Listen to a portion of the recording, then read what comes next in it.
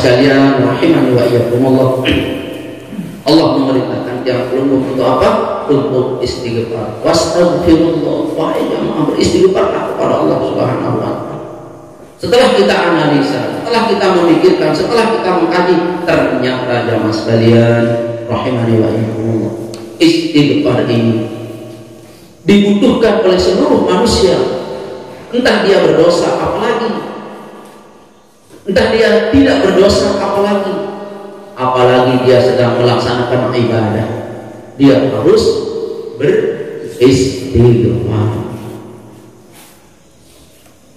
Inilah yang perlu kita sampaikan di tengah-tengah tiang pelungguh semua, dalam rangka kita bertaqarrub ila Allah Subhanahu wa taala. Walaupun tiang pelungguh ini sedang bertarekat, sedang mempelajari ilmu tarekat, sedang mempelajari zikrullah, jangan sampai tiang pelungguh ini tertipu oleh zikir kita sendiri, tertipu oleh istighfar kita sendiri yang mengatakan terbebas dari dosa, aman dari dosa. Tidak, jamaah sekalian, orang itu tidak pernah aman dari dosa. Tobat itu maqamatul ula, tangga pertama bagi mereka yang menuju hadrat Allah Subhanahu wa taala. Tangga pertama namanya maqamat taubah, kedudukan tobat. Harus lapasnya apa? Istighfar. Ini disebut orang bertakhalli, sunyi dirinya dari dosa. Bagaimana yang belum menikah akan bisa berhias namun masih dekil? Bertakhalli dulu, sunyikan dirimu dari dosa dulu. Bagaimana caranya? Lembur dia dengan istighfar. Lembur dia baru berhias. Apa hiasan kita jemaah sekalian? Ya zikrullah, ya sholawat, ya wirid-wirid lainnya. Nah, oleh sebab itu jemaah sekalian, hafizani wa iyyakumullah, barulah kita merasa bagaimana kita bisa merasakan kehadiran Allah Subhanahu wa taala di dalam diri kita. Ternyata kalau Allah hadir dalam diri manusia, kalau Allah hadir dalam diri manusia, orang itu menjadi orang yang tinggi akhlaknya. Orang yang tinggi akhlaknya. Maaf jamaah sekalian, barang siapa yang berakhlak, dia harus berkorban dulu. Dia harus berkorban dulu. Mustahil orang memiliki akhlak tanpa berkorban. Semakin banyak kita korbankan waktu kita, korbankan diri kita, korbankan emosional kita, selama itu semakin banyak yang perlu korbankan, semakin tinggi akhlak manusia. Rasulullah SAW, jemaah sekalian, hafizani wa iyyakumullah, paling tinggi akhlaknya. Karena dia adalah Rasulullah itu akhlaknya adalah akhlak Al-Quran. Rasulullah itu adalah Al-Quran berjalan.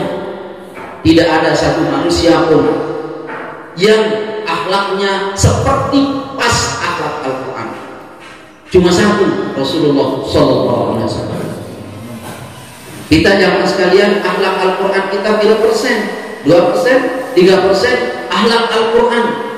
Akhlak Al-Quran yang Al-Quran terangkan yang mana yang selalu kita amalkan.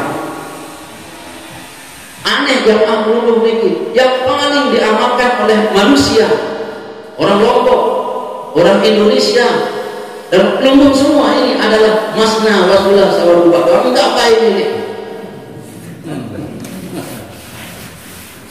Apa itu? Masna wasulah. Pada hari 2, 3, 4. Padahal ayat ini Allah turunkan pada saat orang Arab beristri banyak untuk meminimalisir keadaan. Lalu makan dengan lombok paling kedik seninan makan mosok muni mau memerari. Adalah satu ayat teman-teman lalu waktu perasaan menjair lampu kelagil tunggu niki dengan ayat ini. Menjair lampu cuma kayak menjahit lampu kelagil. Cuma lagu kuranda misi. Ini kita sekalian. Jangan ambil itu saja. Ambil juga Fazkurullah dzikran katsira. Ambil juga Yuqridullaha qardan hasana. Ambil juga astagfirullah. Banyak belum ambil. Supaya yang belum memiliki berakhlak, dia tahu 100% berakhlak seperti Al-Quran, mana-mana setengah persen.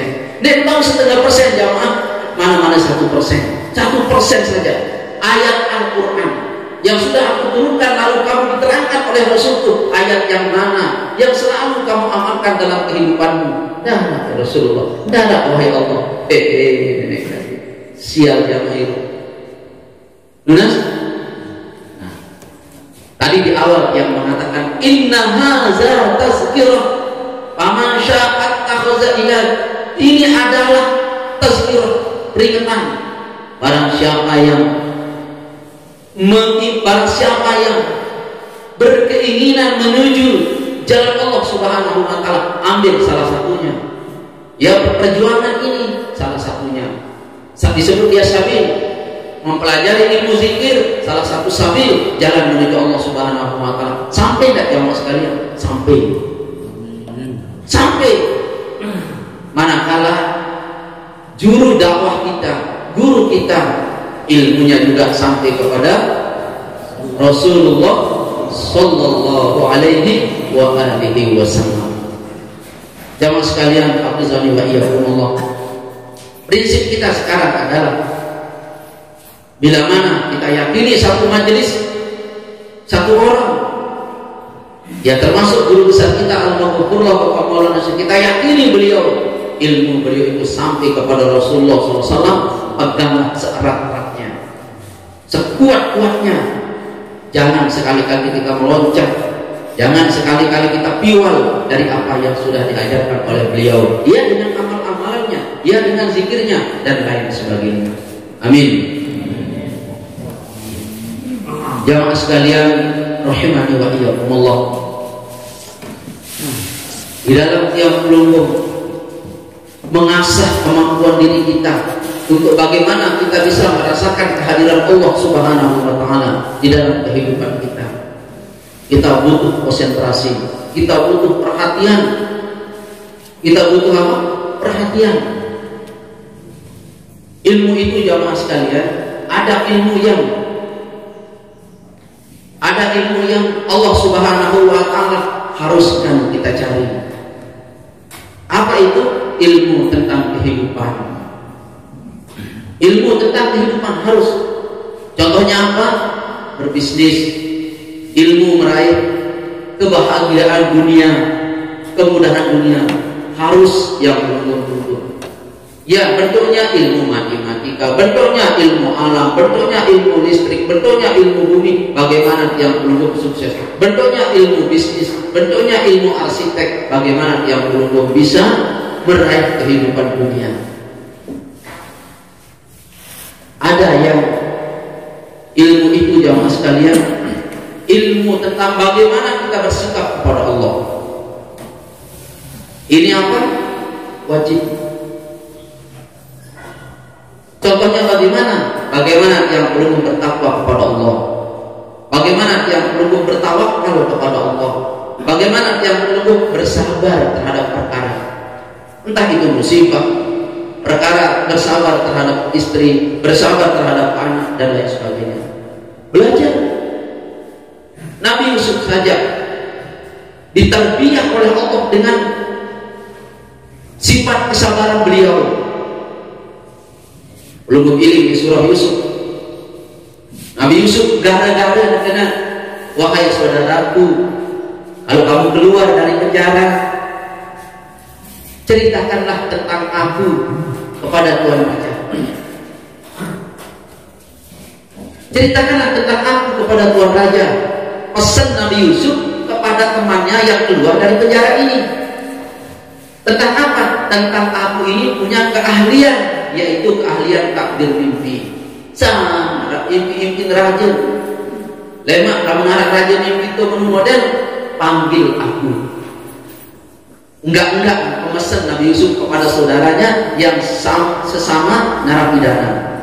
Setelah Nabi Yusuf memesan itu, apa terjadi? Nabi Yusuf dibiarkan oleh Allah dari yang seharusnya 1 bulan beliau di penjara menjadi 3 tahun sampai 7 tahun. Kata ulama, dari ukuran 3 tahun sampai 7 tahun Nabi Yusuf di penjara. Kenapa?